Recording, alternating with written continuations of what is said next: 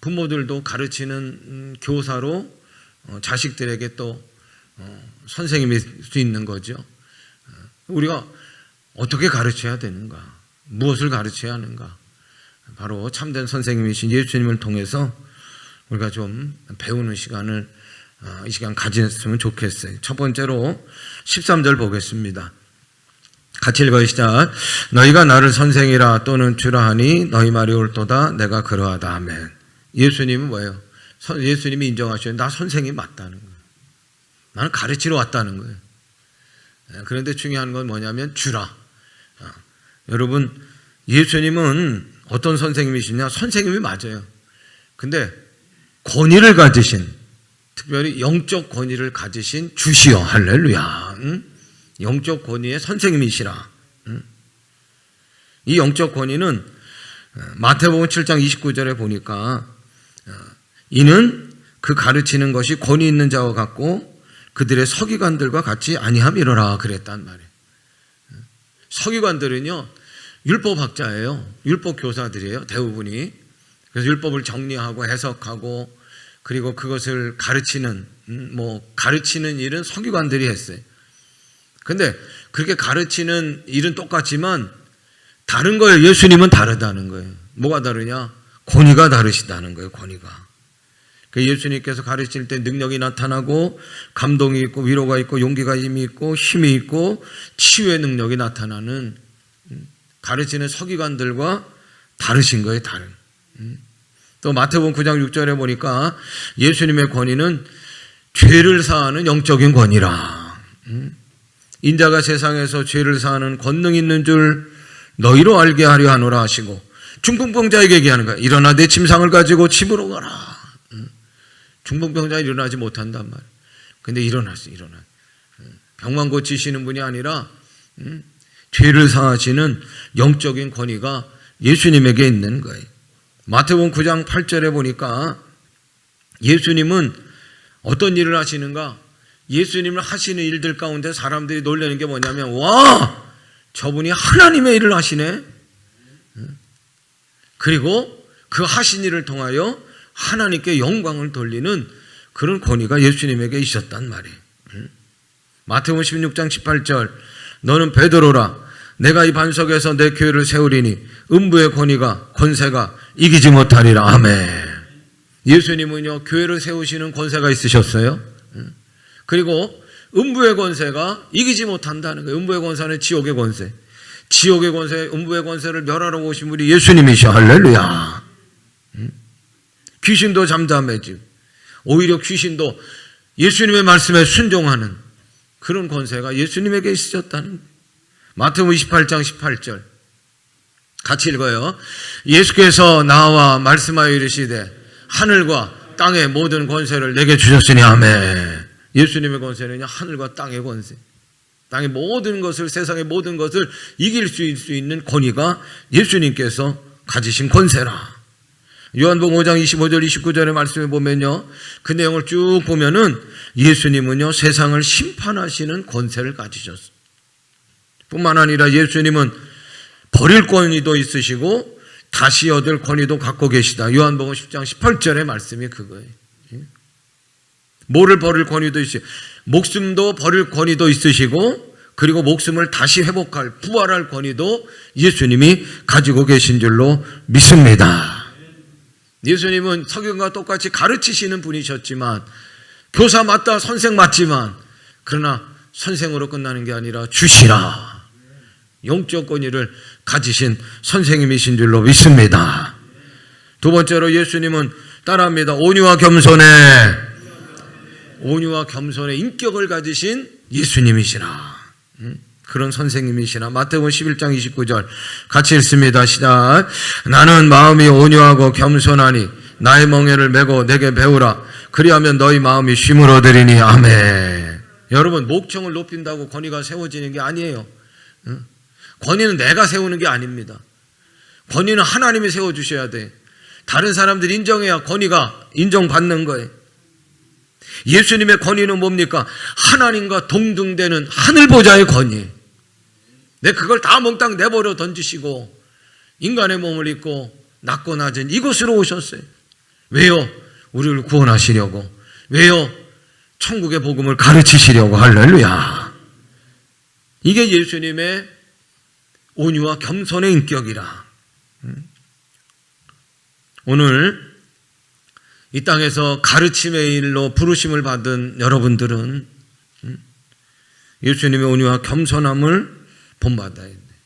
이 마음을 우리가 품어야 돼. 그럴 때 여러분, 그럴 때 권위가 세워지는 거예요. 그럴 때. 오늘 우리가 교동문 읽었지요. 빌립보 교인들에게 바울이 빌립보서 2장 3절부터 5절에 이런 얘기를 합니다. 아무 일에든지 다툼이나 허용으로 하지 말고 오직 겸손한 마음으로 각각 자기보다 남을 높게 여기고 각각 자기 일을 돌아볼 뿐더러 또한 각각 다른 사람들의 일을 돌아보아 나의 기쁨을 충만하게 하라. 너희 안에 이 마음을 품으라. 고 그리스도 예수의 마음이니. 우리가 품어야 할 마음은 예수님의 마음이요. 특별히 가르치는 일에 부르심을 받은 여러분들이요. 부모로 또 우리가 어떤 경우든지 가르치는 자리에 설 텐데 어떤 마음을 가지고 가르쳐야 하는가? 예수님의 마음으로. 그 마음은 온유와 겸손의 마음인 줄로 믿습니다. 그럴 때 우리들의 권위가 세워지는 거예요. 세 번째로 14절입니다. 같이 읽어요. 시작. 내가 주와 또는 선생이 되어 너희 발을 씻었으니 너희도 서로 발을 씻어주는 것이 옳으니라. 아멘. 예수님은요, 사랑과 희생의 본을 보여주신 선생님이라. 예수님이 오늘 말씀해 보니까 직접 제자들의 발을 씻기시는 거예요. 여러분, 제자가 선생의 발을 씻는 게 맞아요? 선생이 제자의 발을 씻는 게 맞아요? 당연히 제자가 선생의 발을, 스승의 발을 씻는 것이 맞는데 오늘은 스승 되시는 예수님이 제자들의 발을 씻고 계시는, 말로 지식으로 책으로만 가르치신 분이 아니에요. 가르침은 행동으로 가르치신 실제 교육의 모범이 예수님이시고, 현실과 동떨어진 무슨 쩍쩍쩍 이론적으로 가르친 게 아니고 실천함으로 보여주신 실제 교육이시고, 따라합니다. 행동으로 말씀하십니다. 예수님은 행동으로 말씀하시는. 요한복음 13장은 어떤 때입니까? 예수님이 지금 우리의 구원 사역을 위하여 십자가에 달려 죽으시려고 그 길을 준비하시는 바로 그날이에요. 예수님은 제자들과 마지막 식사를 하잖아요. 이게 최후의 만찬이죠. 그럴 때 갑자기 예수님이요, 이상한 행동을 하시는 거예요. 일어나서 수건을 들고 대야에다 물을 받아와서 제자들의 발을 한 사람 한 사람 씻기시는 거예요. 선생으로서 정말 가치 있는 선생상은 무엇인가? 예수님이 몸소 가르치고 계시는. 그건 다른 게 아니에요. 스스로 낮아져라, 섬겨라, 희생하라. 마태복음 20장 25절 27절. 이방인들의 집권자들이 그들을 임의로 주관하고 그 고관들이 그들에게 권위를 부르는 줄을 너희가 알거니와. 이방인들의 집권자들이요, 임의로 자기 마음대로 권세를 막 부리는 거예요. 집권자들도 마찬가지, 고관들도 마찬가지. 그러면서 예수님 말씀하시는 건 한번 따라합니다. 너희 중에는 그렇지 않아야 하나니. 그렇게 하면 안 된다는 거예요. 그렇게 하면 안 된다. 자기 멋대로 그냥 자기 권세를 부리면 안 된다는 거예요. 너희 중에 누구든지 크고자 하는 자는 너희를 섬기는 자가 되고 너희 중에 누구든지 으뜸이 되고자 하는 자는 너희 종이 되어야 하리라. 당시에 가르치는 자들, 선생이라고 하는 자들과는 격이 다른 거예요. 전혀 차원이 다른 그런 선생님 상을 예수님이 보여주고 계시는 12절입니다. 같이 읽어요. 그들의 발을 씻으신 후에 옷을 입으시고 다시 앉아 그들에게 이르시되 내가 너희에게 행한 것을 너희가 아느냐? 너희가 아느냐? 다 이유가 있어서 지금 제자들의 발을 씻기시는 거예요. 뭔가 하시고 싶은 레슨이 있기 때문에, 가르치고 싶은 것이 있기에 내가 지금 제자들의 발을 씻겼다는 거예요. 그게 뭐냐? 15절 같이 읽어요. 시작. 내가 너희에게 행한 것 같이 너희도 행하게 하려 하여 본을 보였노라. 너희도 행하게 하려 하여 내가 지금 제자들의 발을 씻겼다는 거예요. 이 시대 선생님으로 살아가는 모든 분들, 어떤 식으로든지 가르치는 자리에 있는 우리들은 어떻게 가르쳐야 되느냐? 어떤 것이 진정한 선생님의 상이냐? 오늘 예수님이 가르쳐 주시는 거예요. 섬기라. 먼저 섬기라. 지배가 아니라는 거예요. 섬기라는 거예요. 지금 발을 씻겨주는데 조금 있다가 예수님을 팔아먹을 가룟 유다까지도 마다하지 않고 그 발을 끌어나 섬기시는 거예요. 씻어주신. 이것이 섬김이고 이것이 희생이라. 우리가 자녀들을 가르쳐요. 어린 영혼들을 가르쳐요. 사랑으로 가르쳐요. 이 사랑으로 가르치는 일은 다른 게 아니라 오늘 예수님의 이 사랑으로 우리가 가르치고 교육하고 섬기고 해야 될 줄로 믿습니다. 예수님의 제자들은 이 이후에 제자들을 서로 제자들끼리 발을 씻어준다 이런 게 아니에요. 이런 게 아니에요. 어떻게 이어졌느냐? 그들은 바로 예수님의 사랑의 빚진 자로 그 사랑을 계속해서 이어가는 거예요. 근데 어떤 사랑으로? 따라합니다. 희생의 사랑으로. 그래서요, 그들의 많은 영혼들을 구원하기 위하여 많은 영혼들의 마음에 더럽혀진 그 죄악을 씻어내기 위하여, 발을 씻듯이 씻어내기 위하여 제자들은요 여기저기로 다 흩어지는 거예요.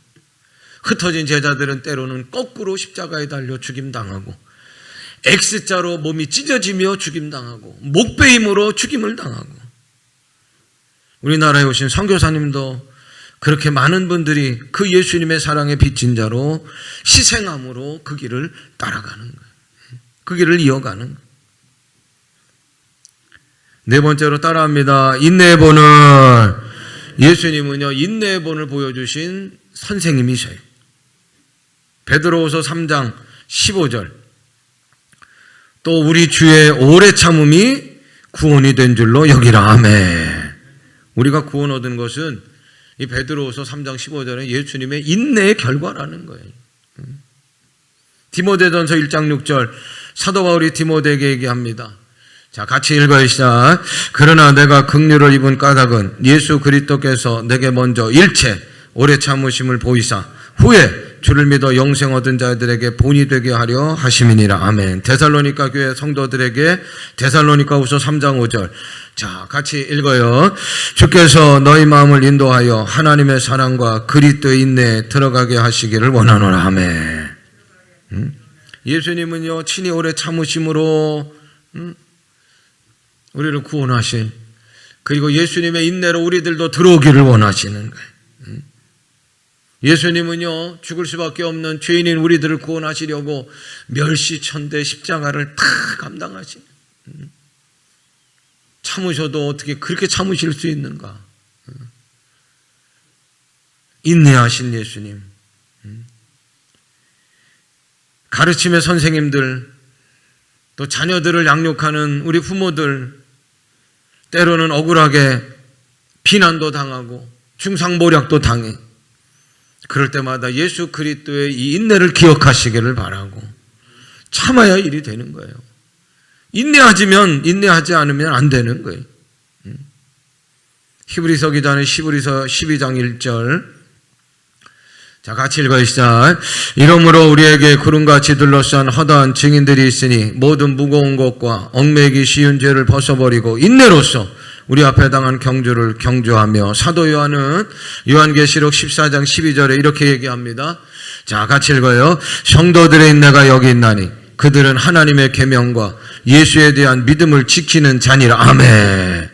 여러분, 우리가 믿음의 경주를 승리하는 것도 인내고, 하나님 앞에 섰을 때 우리의 믿음을 인정받는 것도 결국은 인내한 자라는 거예요. 인내한 자. 예수님은 인내의 본을 보이신 최고의 선생님이신 줄로 믿습니다. 그리고 예수님은요 따라합니다. 성실의 본을 보이신 선생님. 이건 여러분 더 이상 설명할 필요가 없어요.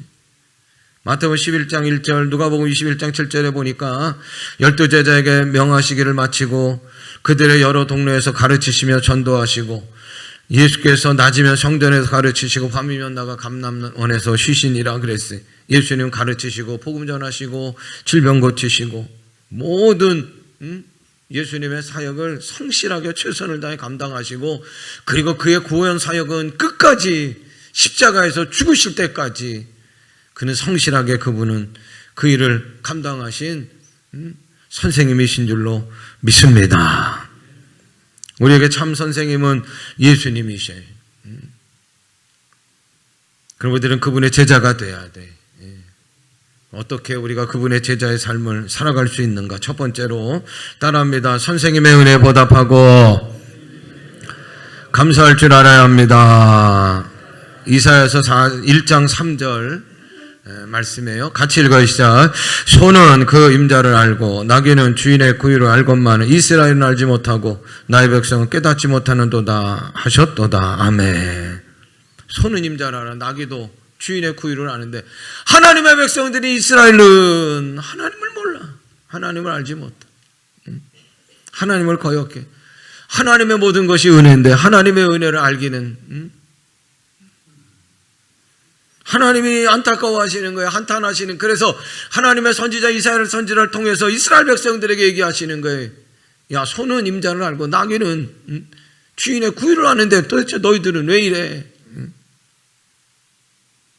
근데 여러분, 이 하나님의 안타까움은 이사야 시대만으로 끝났는가?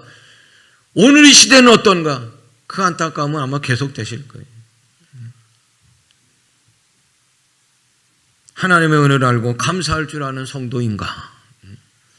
우리가 하나님의 은혜를 알고 하나님의 은혜에 감사한다고 하면서 정말 하나님의 은혜를 알고 감사하며 살아가고 있는가? 제일 큰 선생님은 우리의 예수님이시. 그분을 통해 우리가 죄를 깨닫고 그리고 구원함을 얻고 할렐루야. 최고의 가르침을 우리가 받았어요.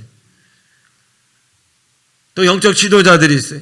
목회자가 있고 사역자들이 있고 또 속장님 선교회장님들이 있고 영적 선배들이 다 있어요. 부모님들이 있어요.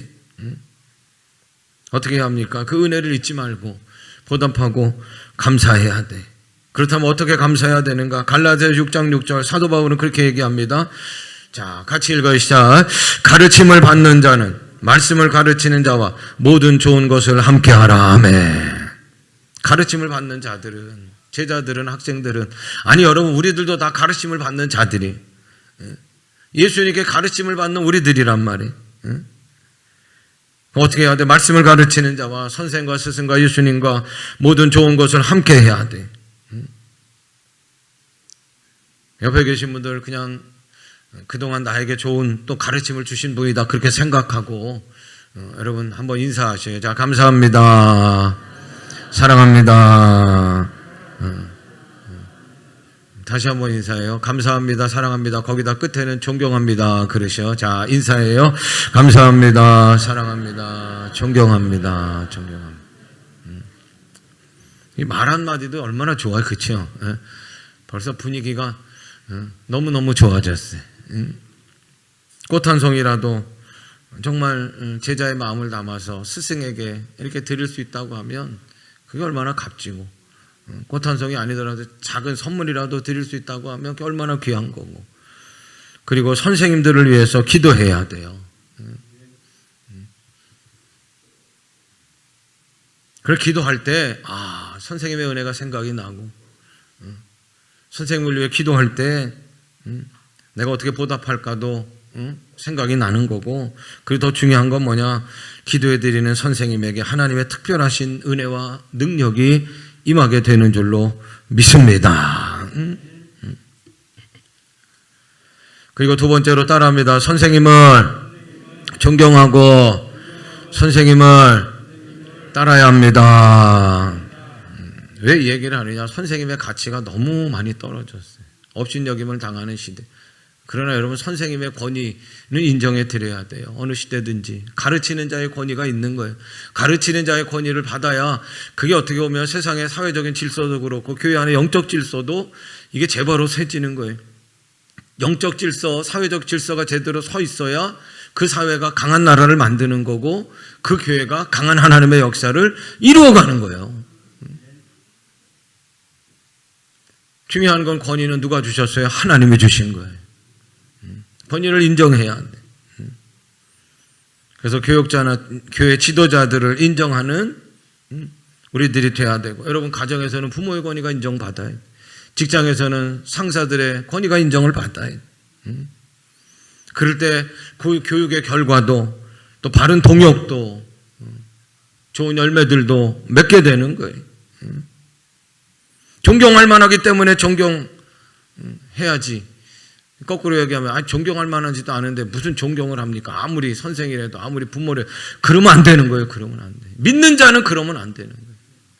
공경하라. 그것이 옳으니라. 권위를 인정해야 돼요. 권위는 모든 권위는 하나님께로부터 온 거예요. 여러분 가정의 남편이 존경할 만하지 못하다고 해서 존경하지 않고 막 무시해버리면 가정이 어떻게 됩니까? 이건 콩가루 되는 거예요. 교회도 마찬가지. 디모데전서 5장 17절 바울은 얘기합니다. 자, 읽어요. 시작. 잘 다스리는 장로들을 배나 존경할 자로 알되 말씀과 가르침에 수고하는 이들에게는 더욱 그리할 것이니. 아멘. 이 장로들은 장로님들 얘기하는 거지만 연장자도 얘기하는 거예요. 연장자들은 다 가르치는 자들이. 그렇게 우리가 대해야 돼요. 연장자들은. 그래서 배나 존경하고 그리고 말씀과 가르침에 수고하는 이들도 더욱 존경할지니라. 근데 중요한 게 있어요. 권위를 부여받은 사람은 그 권위를 함부로 막 휘둘러서는 안 되는. 권위자로서의 존경할 만한 모습이 있어야 돼. 제 아버님 그런 얘기를 하셨어요. 목사의 권위를 함부로 세우지 말라. 네가 목사라고 목사의 권위를 함부로 세워서는 안 된다는 거예요. 그리고 목사로서 인정받도록 존경받도록 먼저 하라. 이게 중요한 거예요. 이게 예수님께서 우리들에게 가르쳐 주시는. 세 번째로 선생님들이 예수님이 우리들에게 가르침을 가르쳐 주신 대로 가르침을 행하고 또 가르쳐 주심에 순종하고 생활 속에서 실천해야 돼요. 먼저 우리가 제일 큰 스승은 제일 참된 선생님은 예수님의 가르침을 받은 우리들이요. 그 가르침으로 자녀들을 가르치고 어린 영혼들을 가르칠 수 있기를 바라고, 그리고 우리도 또한 가르침을 받았으니 그 가르침대로 생활 속에서 실천하며 살라는 거예요. 히브리서 13장 17절. 자, 같이 읽겠습니다. 너희를 인도하는 자들에게 순종하고 복종하라. 그들은 너희 영혼을 경성하기를 자신들이 청산할 자인 것 같이 하느니라. 그들로 하여금 즐거움으로 이것을 하게 하고 근심으로 하게 말라. 그렇지 않으면 너희에게 유익이 없느니라. 아멘. 배움과 여러분 가르치면 유익이 있어야죠. 그렇죠? 그런데 너희를 인도하는 자에게 순종하고 복종해야 된다는 거예요. 그들은 너희 영혼을 위하여 경성하기를 자신들이 청산한 자인 것 같이 하느니라. 자신의 문제로 여기는 거예요. 그릇된 것을 지적하고 깨어 정신 차리고 타오르는 것이 경성하는 것인데, 자신들이 그런 사람인 것처럼, 그러니까 제자들이 가지고 있는 그런 문제를 자신의 문제처럼 여긴다는 거예요. 그러므로 인도하는 자 가르치는 자를 즐겁게 하고 근심하지 말게 하라. 그렇지 않으면 너희에게 유익이 있느니라. 사랑하는 여러분, 우리는 언제나 예수 그리스도의 가르침을 받는 자세로 말씀을 받아야 되고 가르침을 받아야 될 줄로 믿습니다. 그리고 어느 곳에서든지 가르치는 입장에 서 있을 때 부모로 서 있든 교사로 서 있든 리더로 서 있든 예수님의 가르침의 자세를 본받기를 바라고,